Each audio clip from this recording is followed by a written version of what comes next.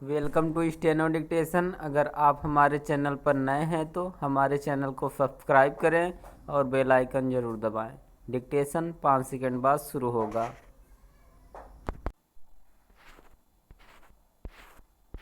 Start.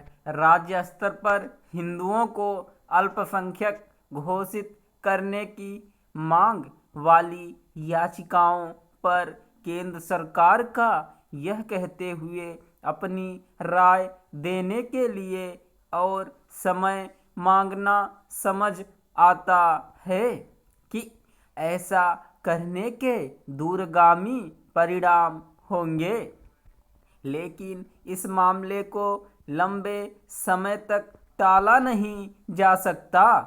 अभी तक इस संदर्भ में 14 राज्यों ने अपनी राय दी है। केंद्र सरकार और 19 राज्यों को अपनी राय देना शेष है। पता नहीं उनका नज़रिया क्या होगा और उनके आधार पर सुप्रीम कोर्ट किस नतीजे पर पहुंचेगा, लेकिन उचित यह होगा कि देश को अल्पसंख्यक बनाम बहुसंख्यक की बहस से मुक्त करने पर विचार किया जाए। यह एक विडंबना है कि कुछ ऐसे समुदाय हैं जो राष्ट्रीय स्तर पर अल्पसंख्यक हैं, लेकिन वे राज्य विशेष में बहुसंख्यक है। इसी तरह जो कई राज्यों में बहुसंख्यक हैं, वे कुछ राज्यों में अल्पसंख्यक हैं। लेकिन यदि राज्यों के स्तर पर किसी समुदाय को अल्पसंख्यक घोषित करने की मांग होगी तो फिर इस तरह की मांग का कोई अंत होने वाला नहीं है। ऐसी मांगों का अंत तभी हो सकता है जब ना तो किसी को अल्पसंख्यक माना जाए और ना ही बहुसंख्यक। देश में अमीर और गरीब दो ही वर्ग होने चाहिए और उसी आधार पर नीतियां बनानी चाहिए। यदि इसकी खोज की जाएगी कि किस राज्य में कौन अल्पसंख्यक है और कौन बहुसंख्यक, तो अल्पसंख्यकवाद की राजनीति को ही बल मिलेगा।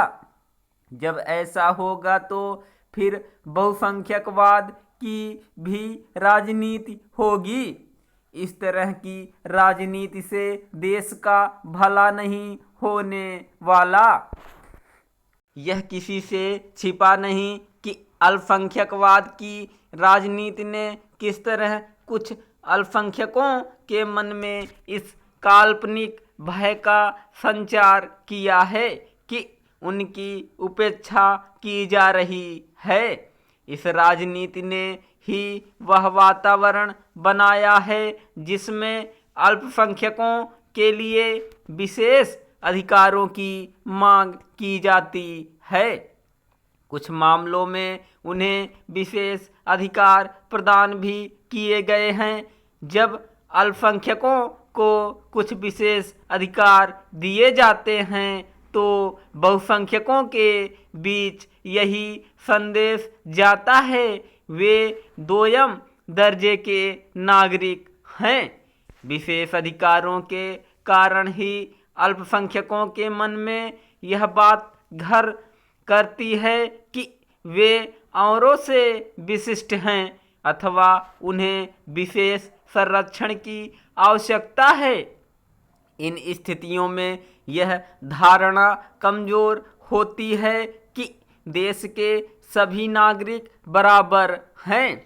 यह निराशाजनक है कि जब देश के सभी नागरिकों के बीच यह संदेश जाना चाहिए कि वे सभी एक समान हैं, तब अल्पसंख्यक बनाम बहुसंख्यक की बहस उन्हें एक दूसरे से अलग करती है।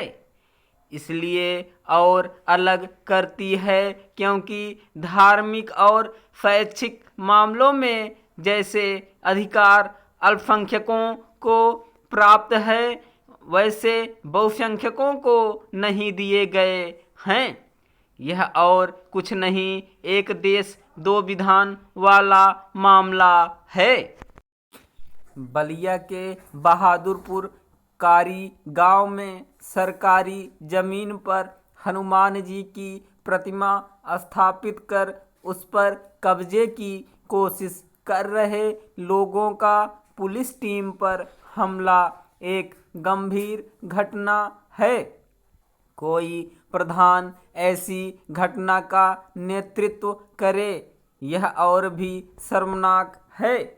प्रधान का चुनाव लोग अपने गांव के विकास के लिए करते हैं और उसका दायित्व है कि वह ग्राम सभा की जमीनों का उपयोग लोगों को सुविधाएं उपलब्ध कराने में करे।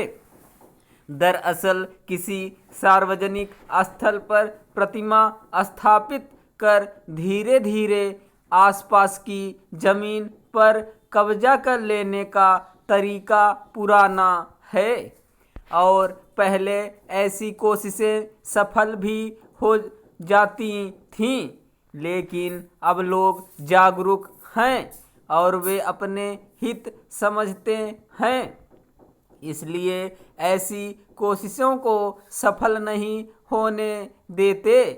इसी तरह महाराजगंज में कुछ दिन पहले कुछ लोगों ने नगर क्षेत्र में डॉक्टर भीमराव अंबेडकर की प्रतिमा स्थापित करने की कोशिश की थी, लेकिन पुलिस की सख्ती की वजह से यह सफल ना हो सकी।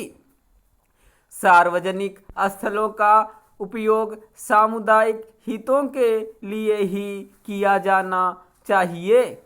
उन पर कब्जा करने वाले अपराधी हैं, इन पर कड़ी कार्रवाई होनी जरूरी है ताकि अन्य लोगों को संदेश दिया जा सके। धर्म के नाम पर अतिक्रमण और उसके सहारे सार्वजनिक भूमि पर कब्जा का खेल काफी पुराने समय से चलता आ रहा है। पूर्व की सरकारों में इस तरह के मामलों में हाथ डालने की इच्छा शक्ति नहीं थी, इसलिए इनकी संख्या बढ़ती रही। अब इसको लेकर सरकार सख्त है। इलाहाबाद हाई कोर्ट ने भी इस पर आपत्ति जताई थी और ऐसे धर्म स्थलों को चिन्हित करने का आदेश दिया था। इनकी संख्या हजारों में है। सरकार 2011 के बाद सरकारी जमीन पर बने धर्म स्थलों को हटा भी रही है, लेकिन इस कार्य में गति नहीं आई है। राजधानी लखनऊ में ही 160 से अधिक धर्म स्थल चिन्हित किए गए थे, जिनमें कुछ ही हटाए जा सके। इसमें इस तरह के धर्म स्थल जनजीवन और विकास दोनों को बाधित करते हैं। अच्छी बात है कि अब ऐसे मामलों पर लोग खुद भी अतिक्रमण करने वालों का विरोध करने लगे हैं। बलिया और महाराजगंज की घटनाएं इसका उदाहरण हैं। स्टॉप।